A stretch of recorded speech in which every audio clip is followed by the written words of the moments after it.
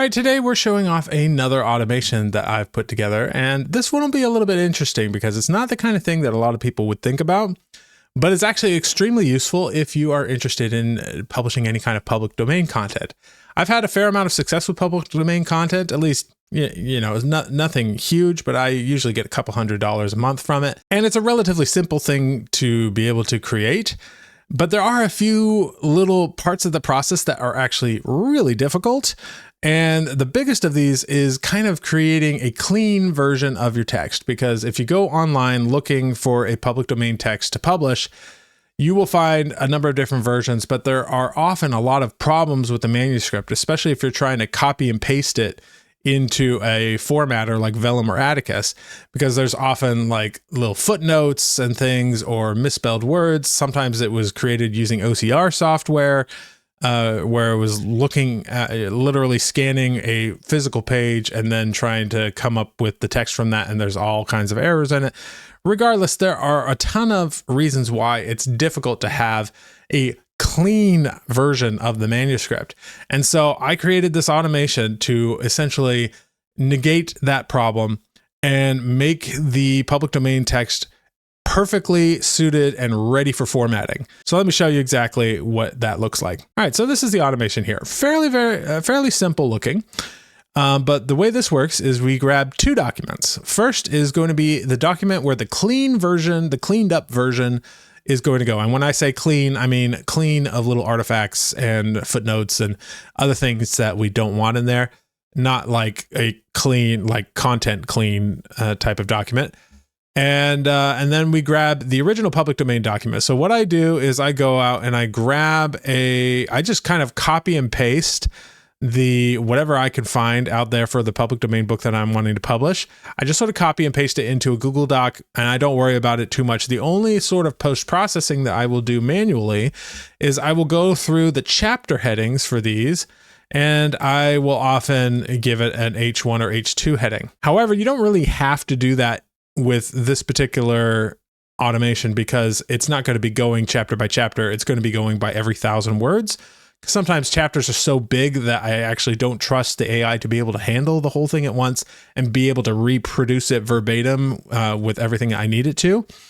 I'm worried that it might like accidentally shorten it or something like that. So I go by 1,000-word chunks instead. And this is, for this particular public domain book, this is one that I've already published.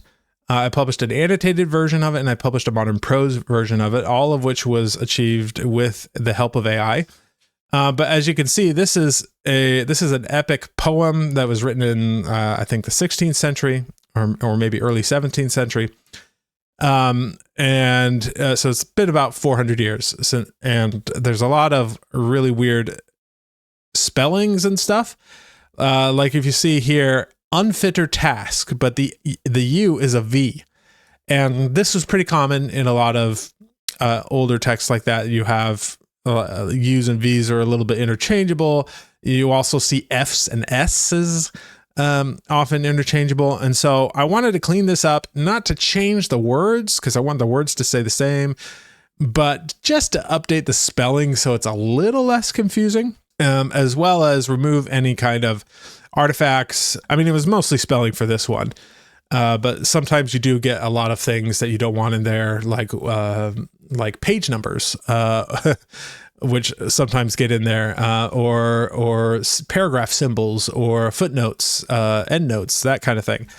We want to strip all of that out, so we just have the text itself very nicely formatted.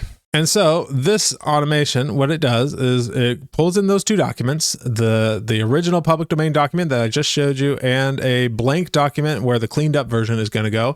And then this is a little bit of code that splits the original document into 1,000-word chunks. Okay, so this is a really handy thing to have because it makes it into a little bit more of a manageable thing that we can then process through an AI text. However, I didn't want this to just split into random 1,000-word chunks, because what if that ends up in the middle of a sentence, right? So what this code does, and once again, I am not a coder, but I use tools like Perplexity to vibe code a little bit of what I need here. This is what the code looks like. It's fairly simple, not too much to it. But what this does, it divides it into 1,000-word chunks, but then it searches for the next period so that it actually divides it a few words after the 1,000 words at the end of the next sentence. That way it kind of keeps everything together. So we're not dividing the chunks in the middle of a sentence, because that would be kind of confusing for the AI later. So I have it do that. And then it runs this loop on each of the 1,000-word chunks. And we have just one thing here, which currently is being done by Gemini 2.5 Flash, although now I could probably update this to Gemini 3 Flash, because that is out now. That's going to be a little bit more effective. And the prompt looks something like this. Here's the section of public domain text you will analyze, and it pulls in the text here. Your task is to create a cleaned up version of the above text. Here are some things to watch out for. Number 1, look for spellings that are different than modern English. Change these spellings to more modern English spellings, but do not change the word itself. Make sure the original text is still outputted, just with more modern spellings so as not to confuse the readers. Number 2, remove any footnotes or references to footnotes within the text. Number 3, format grammar appropriately according to modern Chicago Manual of Style. However, do not change the sentence structure or change the meaning of the original text in any way. If there is a conflict, err on the side of sticking to the original style or grammar. Number 4, if formatting poetry, use the same line breaks and original stanza length. Always utilize the same line breaks, paragraph breaks, etc. as the original. Number 5, make sure to maintain the same capitalization used in the original text. Number 6, the text you receive may be poorly transcribed text from OCR software.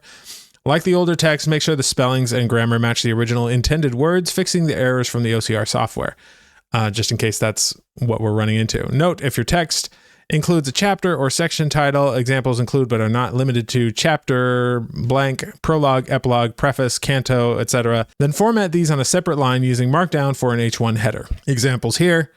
So that's where I tell it to basically, if it finds a chapter header at some point in the story, in the text, to make that a heading, and that's going to be important. So then I just give it this information about how to format the thing, and it will now run this on each of the 1,000-word chunks. And then once it's done that, it will add it to the cleaned up document that we pulled in here. It will add it to that and then continue the loop and continue the process for the whole thing. And so to give you an idea of what this looks like, here is the cleaned up version of that same text. So you'll notice there were a couple of things in here that it was getting wrong, or that just had weird spelling, like containing with a Y. That is now just containing. We have shepherds, but this unfit or task here is what I'd like to look at. Let's look at where that is. And yep, it now says unfit or task. So the words are still accurate words, but it's now cleaned up and looking a little bit. Now it will sometimes leave certain words in there if there's not really a good real world equivalent. Like if it would have to change the word, it leaves the word there. So you'll see a few of those in here, but on the whole, this is a much more cleaned up version that is really useful. And you'll notice that the title here is an H1 heading. And if I move on to Canto 1, that is an H1 heading. And this makes it super easy for me to just download this Google Doc and as a docs file, and then upload it to a formatting tool like Atticus. Makes it so much easier to just go through that process. And I'll actually show you what it looks like in Atticus, or rather I will show you what it looks like in its fully formatted PDF version. So here I have it all with the table of contents and everything. And here we have the preface, the first book of the Fairy Queen, containing the legend of the Knight of the Red Cross, or of Holiness. There's the unfit or task right there. So it just puts everything here, and then I actually have some notes and annotations and things that I added in there myself, but that's a separate automation. So you can see it looks very nice, and I was very happy with this. So this saved me so much time rather than having to do a lot of this work myself, just being able to clean everything up. And if you know, like if you've tried to do any public domain publishing in the past, getting that manuscript from a random place on the internet to the point where it is publishable and clean and looking nice is a bit of a headache. So this really has been a extremely helpful automation for me personally. Now I realize not everybody's going to be into this, but I have found it to be a really good time. So hopefully this has been a useful video for you, and I will see you in the next one.